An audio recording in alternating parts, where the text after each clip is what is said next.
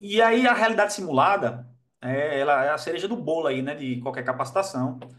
Né? É algumas questões né, que você precisa definir um protocolo de segurança, né, ter um protocolo de segurança bem definido, delimitar espaço físico, identificar participantes, delimitar objetivos, né? O figurante, ele é uma peça central ali para a coisa funcionar. Quem conduz a simulação deve dispor de recursos para encerrar, né, imediatamente. Então, assim, simulação de realidade é a coisa que mais funciona em termos de capacitação aí para desenvolver competência. Qual é o grande problema? É o mais difícil de planejar, onde tem mais coisa para dar errado, onde assim mobiliza muita gente, dá muito trabalho, é demorado.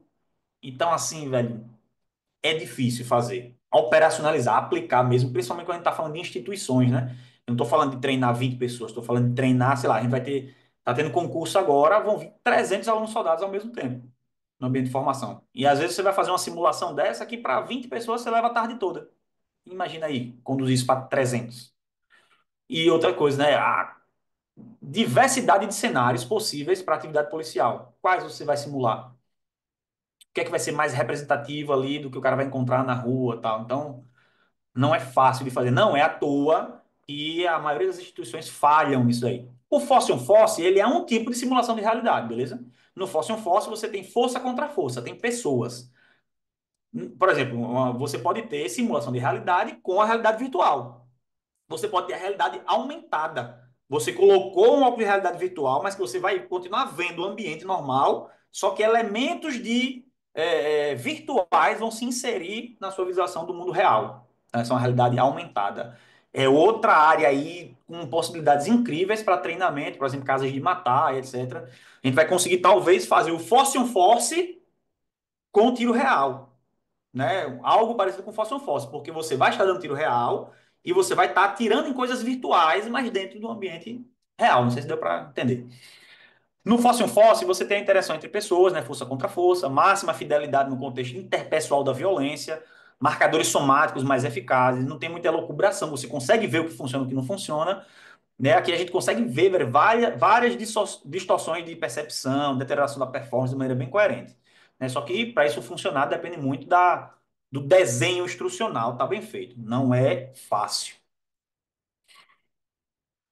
Minha gente, aí a gente estava discutindo aqui sobre né, a eficiência né, como vencer o estresse, né, e ser eficiente em combate.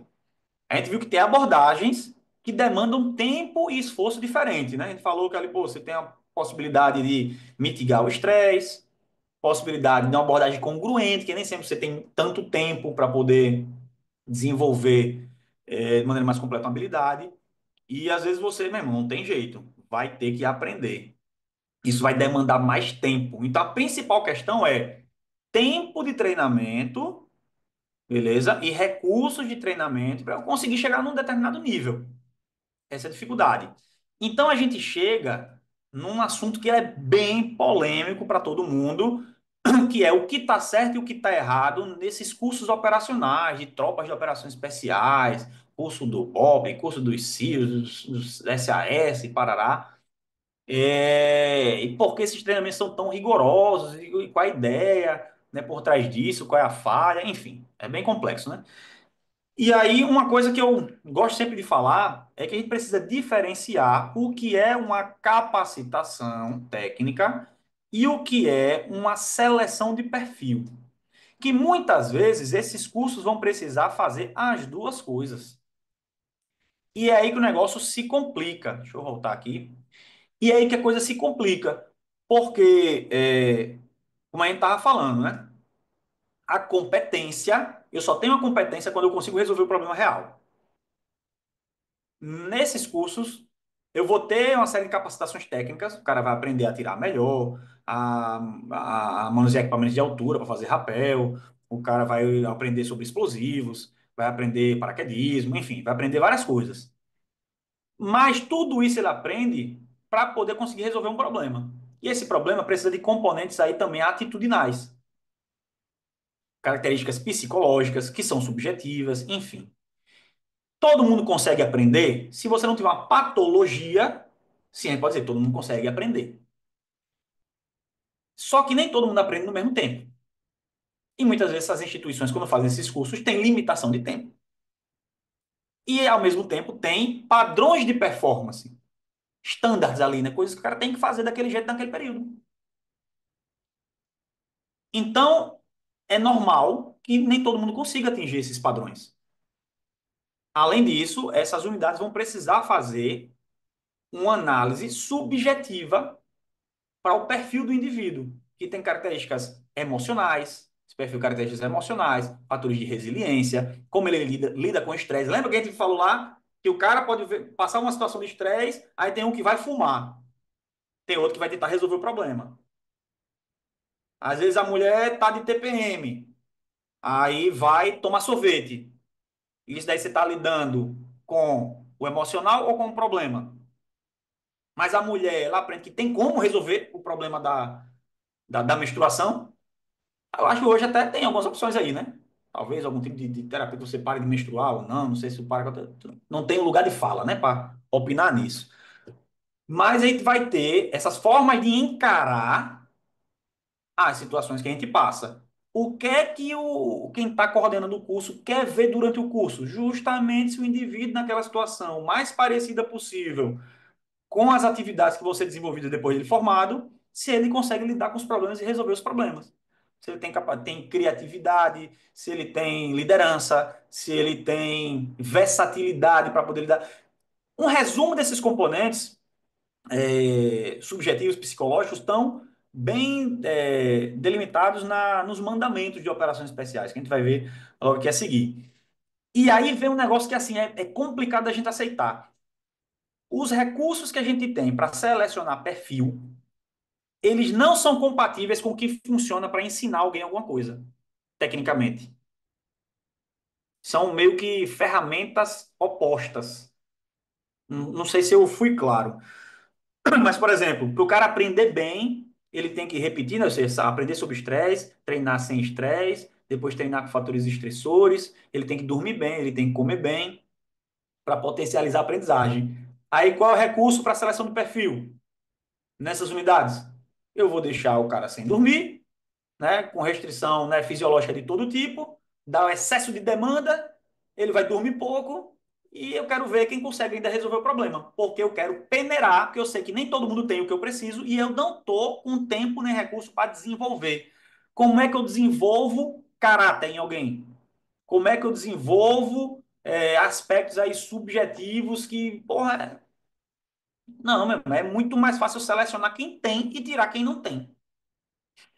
Bem melhor. Então, por exemplo, ferramentas que são muito analisadas para seleção de perfil: agressividade controlada, controle emocional, disciplina consciente, espírito de corpo, flexibilidade, honestidade, iniciativa, lealdade, liderança, perseverança, versatilidade. Como é que faz uma prova de ABCDE para isso? Não dá. Como é que estuda pelo estratégia para isso? Não dá. Então você tem que fazer expor os indivíduos a situações ali desenhadas, controladas para avaliar esses requisitos. Diferente de capacitação. Onde, por exemplo, tiro de combate. Eu posso procurar saber de um bom atirador que vai me dizer quais são as técnicas, eu vou repetir essas técnicas e vou treinar. Mergulho, paraquedismo, assalto tático, rapel, explosivo, tiro de precisão, patrulha urbana, são tudo matérias, componentes curriculares em que eu tenho que ensinar uma diversidade de coisas. Então, quer dizer, por exemplo, isso daqui são as matérias de um curso de ações táticas especiais. Então, se eu fizer, cada negócio desse, se eu fizer um curso pago, né? Ah, o tiro de combate eu faço com fulaninho, com o Andrade lá da Core, faço um mergulho com o pessoal lá do DF, faço um curso de paraquedismo, né? Lá em São Paulo, Boituva, faço assalto tático, com, enfim, com algum outro. E aí vou fazendo. Acabei tudo. Sou um guerreiro de ações táticas. E se a gente entendesse que currículo, né, a soma disso daqui, que é o que aparece no verso do certificado lá da pessoa, tantas horas e tais matérias, é igual, eu faço tudo separado, e é igual a fazer o curso, aí eu posso entender que sim. Só que a soma dessas matérias não tem nada a ver com o resultado do final do curso, porque o curso compreendeu também essas ferramentas de seleção. São os conteúdos que estão quem estuda na área da educação, são os conteúdos metadisciplinares. São os conteúdos que estão fora das disciplinas, mas que importam tanto ou até mais do que o que se aprende dentro das disciplinas. A galera que estuda educação fala muito sobre isso aí. E às vezes a gente está na área policial tentando justificar, né, tentando falar sobre a importância dessas coisas, que a gente sabe que é importante, mas a gente fica sem saber como explicar. Como é que eu explico que o que ocorre ali, que eu falo que um cara é xerife, que ele tem que controlar a turma dele, vou colocar a turma em forma, e tem aquela diligência, aquela agonia, o xerife está sempre cheio de missão e tal, e isso entra no intervalo das aulas, né, antes da aula começar, depois que a aula acaba, e que isso é totalmente fundamental para o resultado da formação daquele policial. Não é simplesmente o que ele aprende dentro da sala de aula, mas também o que ocorre entre as aulas, depois das aulas, antes das aulas.